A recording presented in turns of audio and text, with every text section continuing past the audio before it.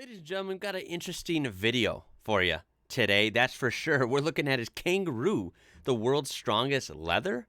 Now, I never really thought about this, but we're going to learn. This sounds awesome. Apparently, it has quite a reputation for being extremely strong, some of the world's best, maybe the world's best, and I know nothing about this. Very interested in this. This is a Discord suggestion by Firebrand, and this channel, or this video rather, comes from the channel of Rose Anvil.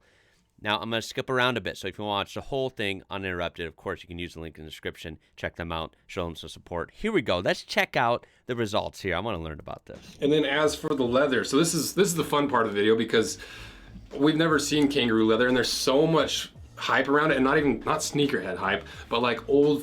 So before we even get going, first impressions, look at that. Very interesting. I'm not what you call a boot expert, or especially a leather expert.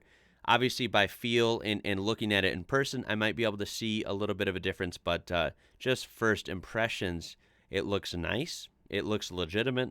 I wouldn't know if you wouldn't have told me ahead of time if this was, different sort of leather. Like, I wouldn't have known it was kangaroo leather. Let's put it that way. But let's folklore, like saddlery and whip making, like not kinky whip, but like bull whip making lore, that kangaroo leather is the strongest leather in the world, and I've heard that repeated over and over, but I've never seen anybody test it. So that's what we're going to attempt to do. What is it about kangaroo leather that makes it potentially the strongest leather in the world? For real. Well, it doesn't have any sweat glands. So most leather you see from cows, it's got sweat glands, it's got pores, it's got all these things on the inside. Those little teeny holes that you see in the top of leather in a high quality leather, that's the sweat pores, and that's the hair pores. Where kangaroo doesn't have any sweat pores, it's the fibers are so tightly packed, it almost looks like cordovan. It's very, looking at the cross section, it's almost identical to cordovan, which is the most expensive leather in the world. This skin structure also allows the leather to be split into thinner pieces and still retain much of its strength. For example, a split cow leather hide of 20% original thickness retains on average 2% of its original strength. A split kangaroo leather skin of 20% original thickness retains on average 50% of its original strength. So so right away, that's some good numbers and some good credibility for kangaroo leather. That's actually impressive. 50% versus 2% when split by a lot. Let's keep going. Splitting it down to these thinner thicknesses, it retains a lot more of its strength than cowhide. Let's run some quick tests. And what we're going to do is take a piece of the kangaroo leather from the other boot that we've already dissected and compare it to the American tanned cow leather that is 1.2 millimeters thick. It's a veg tan leather that we use in our wallets that's tanned by Wicked and Craig, so it's one of the best American tanneries. It's a full grain leather. So for the first test, we're going to test its tear strength. So can I mention this is really different content that I would usually watch, and of course being into a lot of things and hobbies. I've never watched or been into leather comparisons, but I gotta say this is actually pretty intriguing. And I like how we got kangaroo leather versus, I would say it sounds like a pretty premium, pretty high up there grade cow leather from the United States. Now, I would guess the kangaroo leather is going to be stronger just from the very little bit I've learned so far. But I want to see how much stronger. I think it'll be stronger. I want to see, is it significant or is it barely, a difference? That's the kind of thing I'd like to see, but this is kind of different. This is different. I like it. I'm liking this. This is cool. We basically cut out a few of these little swatches that have holes on each end. These are basically just our keychains, but we popped another hole in them. And we rigged it up to our engine crane and put this scale above it to measure as we crank on it how many pounds did it actually take to tear through this leather. Very nice. So for the wallet leather, the first test, it tore through at 15.4, and the second test tore through at 15.6. Okay, I so actually pretty consistent. thought it would hold more than 15 pounds, so a little bit disappointing. But so 15 and a half pounds roughly for the American cow leather. Let's see what we got for kangaroos. Here we go. And the first test on the kangaroo, we started cranking on that thing, and it was holding pretty strong. Wow. And it finally popped at 35.4. Oh my God. So more than double the cowhide. So the second test, we thought maybe it was a flaw. We do it again. The second test went even higher. The second test went at 37.4. Wow. Pounds. So double the... No freaking way. Okay. Was the kangaroo leather stronger? Yes. I kind of figured that. No question. How much stronger? Over twice as strong. See, this is what's interesting when you see tests like that. 15 pounds, guys, versus 30, what was this? Second test went at 37.4. 37.4, 35, I believe, for the first one. So let's say 36 on average. That is insane. That is literally more than double. Wow. Great start for kangaroo leather. I'm a little shocked. Wow. Pounds. So double the strength when it comes to tearing through than the cowhide. Then we move to the puncture test. So this is, I feel like this is getting a little bit more scientific, but barely.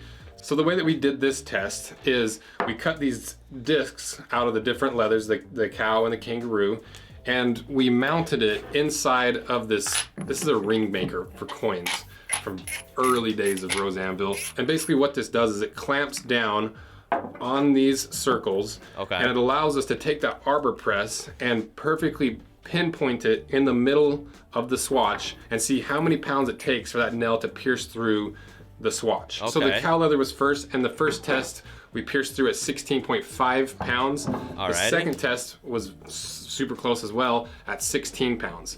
So then the thinner kangaroo leather that's a lot more supple and a lot more malleable, I thought for sure was gonna fail. But we threw it in the testing apparatus and started pushing down with the arbor press, and it finally popped through at 31 pounds. Jeez. Just in case it was a flaw, we put another swatch in to test it, and this one popped through at 38 pounds. So once again, more than double the strength of the cow leather. Insane, and then for the third guys. test, we wanted to do an abrasion test. So we cut these strips out of the cow leather and kangaroo, put it over the belt sander and cleaned it between each round to make it as fair as possible. We ran 4 different samples, averaged it out, and the cow leather took on average 1 minute and 38 seconds to push through. And surprisingly, the kangaroo took 1 minute and 17. So the kangaroo leather, at least for this test, is less abrasion resistant than the cow. So clearly some of the myths about kangaroo being the strongest leather in the world are true. Because I'd say double the puncturing and double the tearing is pretty hard to argue with, at least with our limited testing abilities. So and sure, this is one test, is limited testing, but look, I think we could safely say you can have confidence saying kangaroo leather is hella strong. I don't know enough about leather and hides and all these different things to claim it's the strongest in the world, but I can tell you what, it's got to be up there. It's got to be up there. It's insane. When we're talking about, like he said, one of the highest, most premium cow leathers you could get in the United States, that's what it sounded like, versus this kangaroo leather that he has here, and it was just, I mean, wiped the floor with it, over double on only strength tests. Now, the abrasion test was a little closer, and of course, the cow leather edged it out, actually, for the win there. But again, I'd say that test isn't as straight-up raw strength, as the first two. Good for the cow leather to get a win there, but not really a big deal, unfortunately, from my opinion, because the first two are definitely representative more of raw, strength and the ability for that stuff to stay together without breaking. And clearly, like I said, the kangaroo leather is kind of blowing my mind how strong it was there. Now let's chop these fleshy beauties in half to see if the Indonesian boots really are as good as everyone says they are. Yeah, also may I mention at the beginning, now remember I'm skipping around. I skipped 2 or 3 minutes or so in the beginning about him explaining where these exact pair of boots come from. They're from an Indonesian maker. Very interesting. Of course, Indonesia very close to Australia as well. We're talking the same part of the world. And I had no idea. I'm not a boot expert by any means, so I had no idea that they actually have a history of making boots. They have multiple boot makers.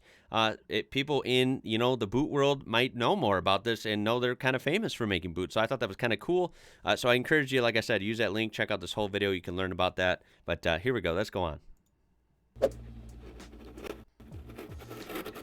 All right, cutting right through these puppies. Whew, looks like you had to put some effort just to do that. You could hear the strength. It didn't want to come apart. Wow.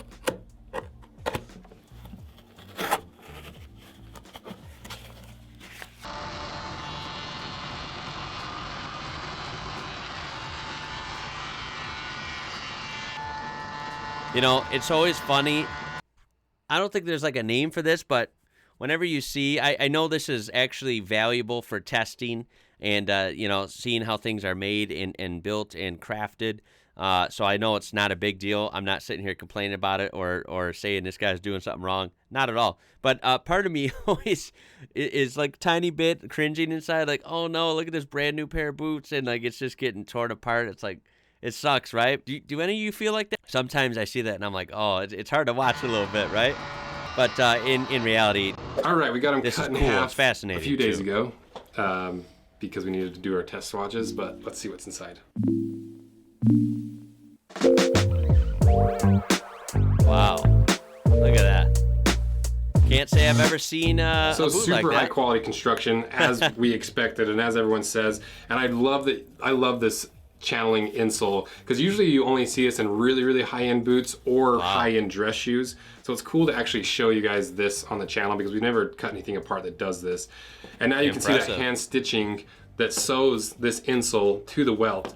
And you can tell it's hand stitched because they're spaced out 10 millimeters for each stitch. Wow. Okay. And you wouldn't do that on a machine. That's something you would do hand stitching to conserve how many stitches you actually have to do. Right. There are some synthetic materials in here, like underneath of the insole, there's this fiberboard, cellulose type material. And you might think that's a bad decision, but that I guarantee is there mostly to prevent squeaking, because if that was just leather on leather in there, that would squeak a lot. But also the heel counter and the toe stiffener are also synthetic. That's almost some sort of a sound deadener, I bet. And it looks like, look at this insole, and then of course the main outer sole. Look at how thick they are. Looks like they're uniform. So there's trade-offs either way. Like you still probably could do a leather toe stiffener that's this thin and a counter that's this thin, but it's harder to keep that rigidity and that shape and a slimmer heel that still maintains its shape. So every synthetic material they use, it comes with a good reason. So there really is nothing inside the shoe aside from those little synthetic materials and maybe that steep drop off on the foam that there is to critique. You know, it's a very well built boot. So are Indonesian boots worth the money? Are they really as good as everyone hypes them up to be? So this retailed for $457. Ooh, wow. And I think it's well worth the money.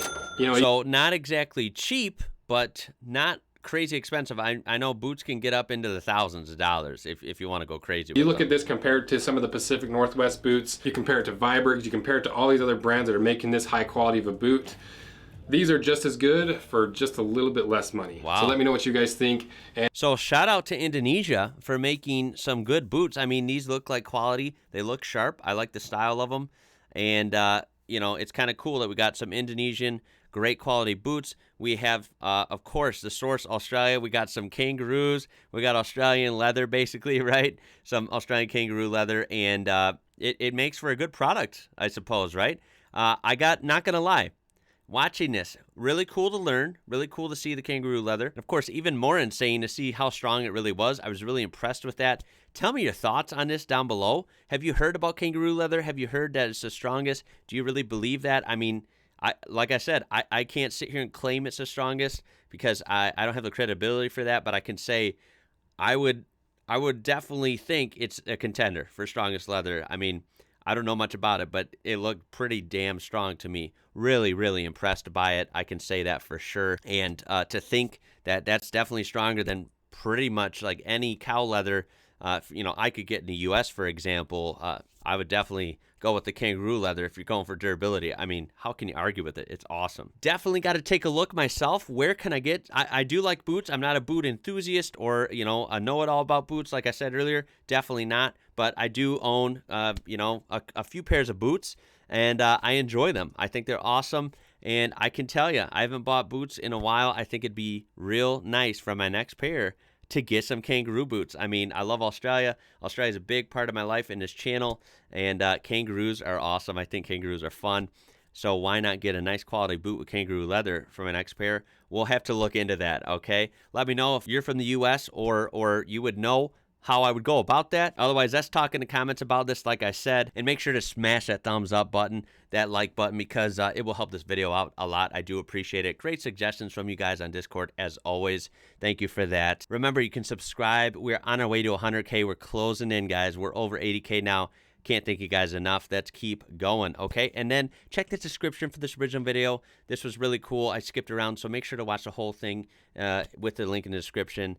And also, you can look at ways you can interact with me, support me, things like that. Okay, my name is Ian. You're watching IWrocker, and until next time, y'all, stay safe out there. Have a great night, and I'll catch you later.